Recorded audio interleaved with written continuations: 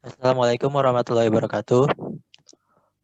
Em, Kami dari kelompok 7 ingin mempresentasikan tentang sistem ekspresi. Sebelumnya saya akan memperkenalkan anggota dari kelompok 7 ini. Yang pertama ada Anissa Nurul Damayanti. Yang kedua ada saya sendiri, Bagas Hasan, sebagai presenter. Yang ketiga ada Cindy Aini Agustin. Dan yang terakhir ada Dini Agustini Firdaus. Kepada moderator, dipersilakan untuk mengambil alih. Terima kasih kepada presenter. Sekarang kita akan memulai presentasi sistem ekspresi. Pada pemateri dipersilakan.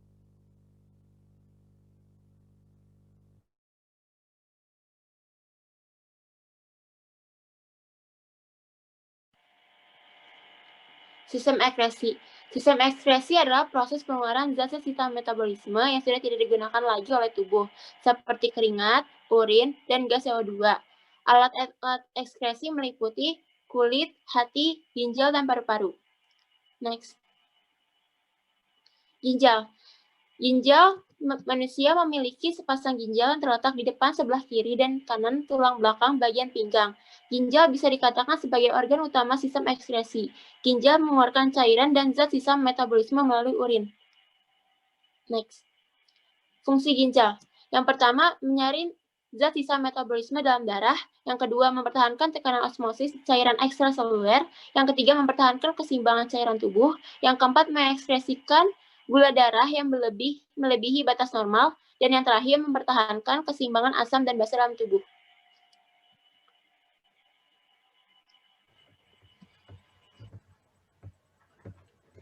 Selanjutnya adalah proses pembuatan urin.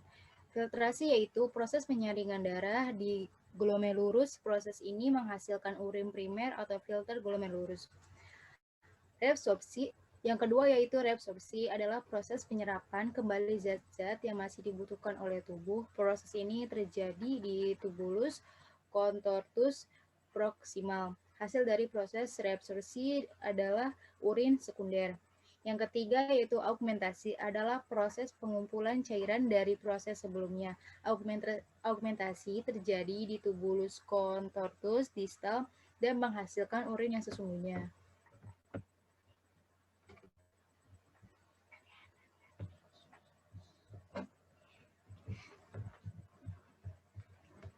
Selanjutnya adalah bagian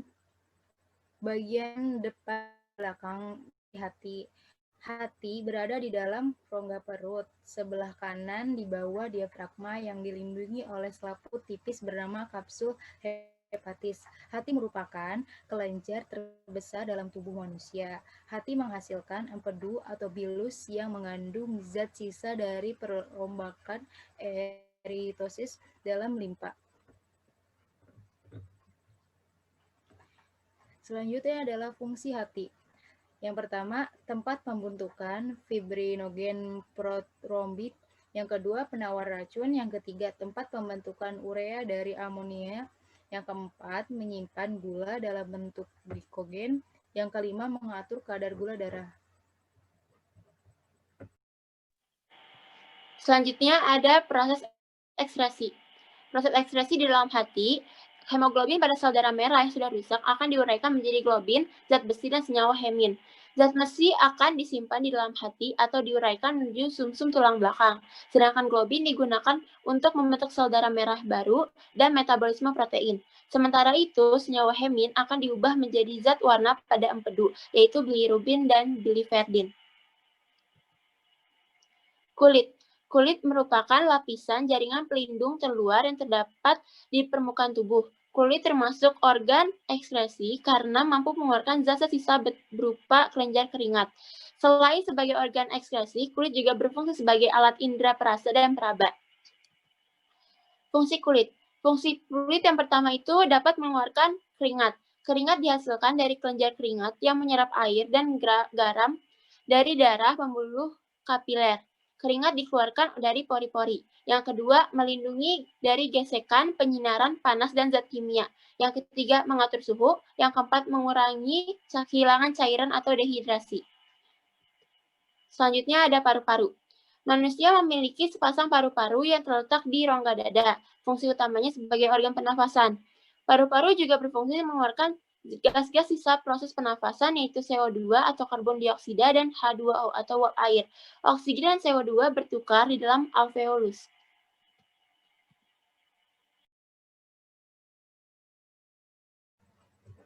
Penyakit pada sistem ekskresi.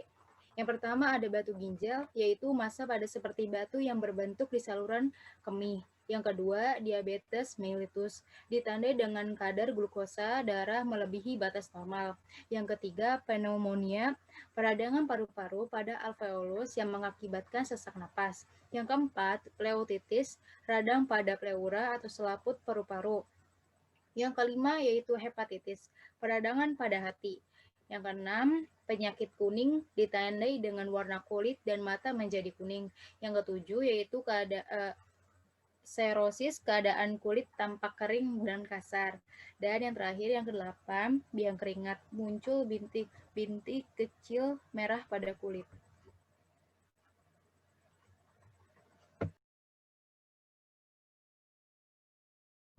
Selanjutnya dibuka sesi tanya jawab.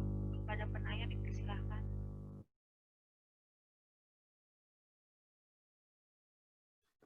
Assalamualaikum warahmatullahi wabarakatuh. Saya mau bertanya, apakah yang terjadi jika manusia itu tidak bisa melakukan sistem ekskresi? Sekian, makasih. Kepada pemateri dipersilahkan untuk menjawab.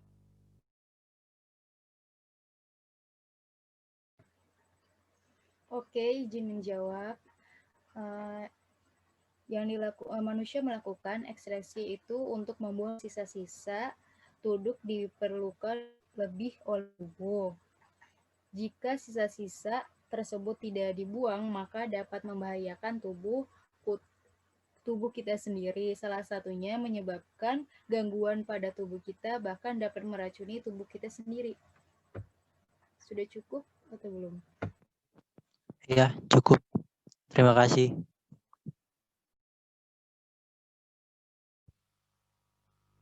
Sekian presentasi dan tanya jawab. Untuk selanjutnya saya akan membacakan kesimpulan dari presentasi ini. Jadi, sistem ekskresi adalah proses pengeluaran sisa metabolisme dalam tubuh. Ada 4 alat sistem ekskresi, yaitu ginjal, hati, kulit, dan paru-paru. Ginjal menghasilkan urin, kulit menghasilkan keringat, dan hati menghasilkan warna pada empedu, serta paru-paru menghasilkan CO2. Beberapa penyakit yang menyerang sistem ekskresi adalah batu ginjal, pneumonia, hepatitis, dan biang keringat. Sekian presentasi dari kelompok kami. Dikembalikan kepada presenter.